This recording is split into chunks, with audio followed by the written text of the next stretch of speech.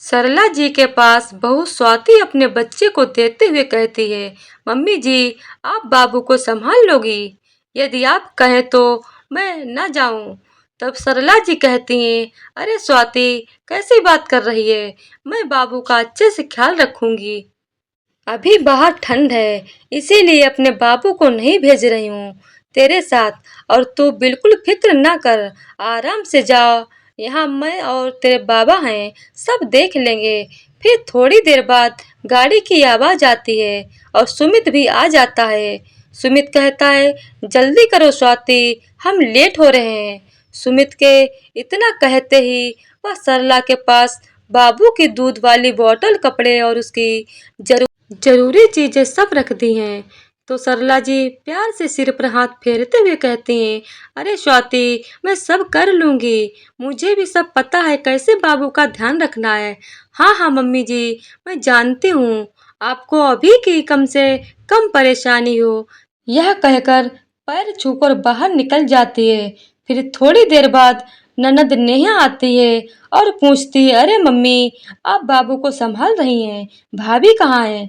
फिर सरला जी बताती हैं कि सुमित और स्वाति एक शादी में गए हैं। वो कितने दिनों से नहीं गई थी, इसीलिए सोचा उसको भेज दूं तो उसे अच्छा लगेगा। ये अच्छा है मम्मी, छोटे बच्चे को आप संभालें और भाभी आराम से घूमे, ये भी कोई बात हुई? तू कैसी बातें कर रही है बेटा? अगर मैं अपने पोते को संभाल रही हूँ तो तुझे क्या दिक्कत है? तू ये सब क्यों सोच रही है?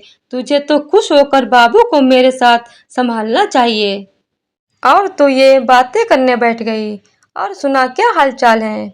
मम्मी, मेरे यहाँ तो सब बढ़िया है, पर यहाँ मुझे कुछ सही नहीं लग रहा है।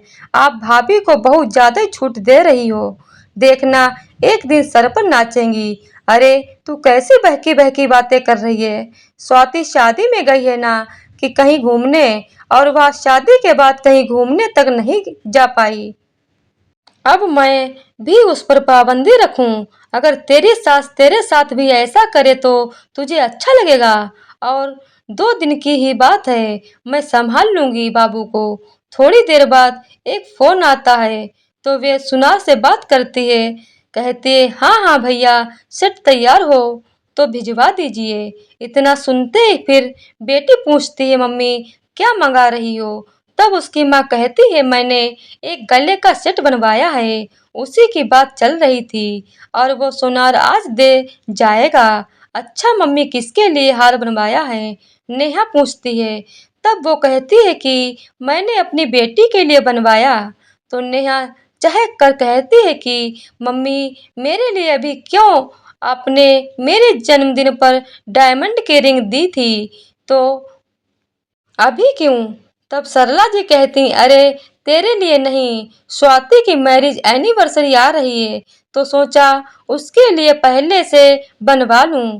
फिर नेहा कहने लगती, मम्मी आप तो भाभी को साड़ी भी गिफ्ट कर सकती थी, हार की क्या जरूरत थी?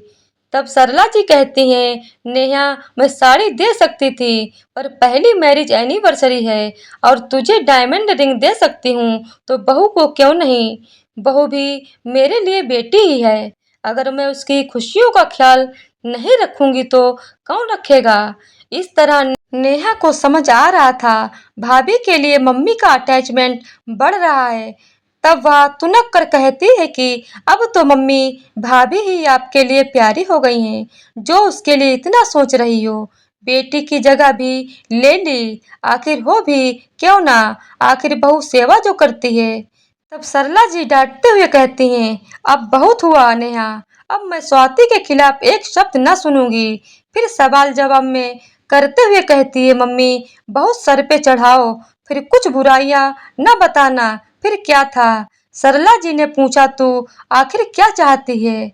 मैं और तेरी भाभी एक होकर ना रहें? मैं दुखी रहूं और उसे दुखी करूं? बस तू जब भी आए मैं अपने दुख भरी कहानी का पिटारा खोलकर तेरे सामने बैठ जाऊं, तभी तुझे सुकून मिलेगा।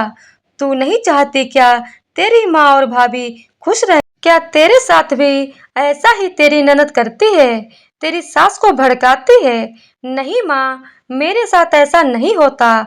अगर तेरे साथ ऐसा नहीं होता तो तू कैसे सोच सकती है? बहू का दर्द तुम क्यों नहीं समझती? तू भी एक बहू है। अगर तेरे साथ ऐसा हो तो क्या तुझे अच्छा लगेगा? नहीं ना। नेहा, बेटा तू अपनी सोच बदल, फिर देखना कि तुझे भी कितना अच्छा लगेगा, साथ ही खुशी मिलेगी। तब नेहा को समझ आता है कि उसकी कितनी गलत सोच थी, जो एक बहू होकर भी बहू का दर्द नहीं समझ रही थी। अब उसे समझ आया कि बहू भी बेटी से बढ़कर हो सकती है। इस तरह उसने माँ के साथ रहकर भतीजे की देखभाल की और भाभी के प्रति भी मन के भाव बदल गए। दोस्तों, जब बेटी बहू बनती है तो अपनी भाभी के प्रति भावना क्यों बदल जाती है? वह स्वयं उस जगह पर रखकर क्यों नहीं सोचती है? आखिर वह भी बहू है। उसे बहू का दर्द दिखना चाहिए ना कि उससे चिढ़े। अगर बेटी को माँ का प्यार मिले तो उसे अच्छा लगता है, लेकिन वही उसकी माँ भाभी को वैसा ही प्यार दे तो बेटी को चिढ़ होती है। क्यों? वह बहू होकर बहू का दर्द क्यों नहीं महसूस करती? आज भी ये भावना ननद भाभी के रिश्ते में कहीं न कहीं देखने को मिलती है। इसी कारण बहू को माँ जैसा प्यार कभी नहीं मिलता, क्योंकि सास के मन में कड़वाहट भाव भर जाने के कारण बहू यह दर्द सहती है। उसके प्रति काम करने का भार डालना और कहीं आने जाने की आज़ादी पर रोक टोक ही बहू का दर्द बन जाता है। यही हमारे समाज की मानसिकता के चलते बहू पर बेड़ियां बांध दी जाती हैं। तो दोस्तों, अगर हर घर में बहू को बेटी जैसा प्यार मिले तो उसे अपने ससुराल में कभी मायके की कमी महसूस ही ना हो। तो दोस्तों, अगर आज की वीडियो आप लोगों को पसंद आई हो तो वीडियो को लाइक शेयर और चैनल को सब्सक्राइब कर दीजिएगा। धन्यवाद।